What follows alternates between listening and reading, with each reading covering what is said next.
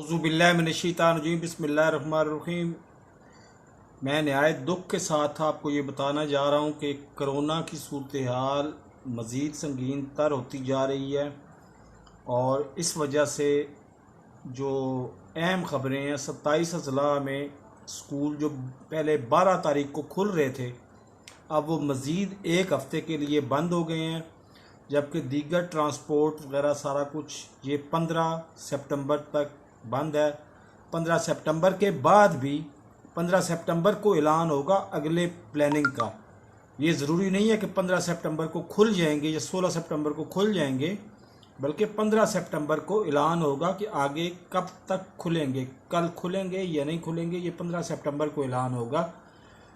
तो आज मेरी एक बहन या बेटी मेरी पूछ रही थी सुबह सुबह फ़ोन पे, तो मैं ये बताना फ़र्ज़ समझता हूँ कि जी अभी आप स्कूल ना जाएं, अभी आपका स्कूल एक हफ़्ता मज़ीद 12 सितंबर के बाद एक हफ़्ता मज़ीद बंद रहेगा।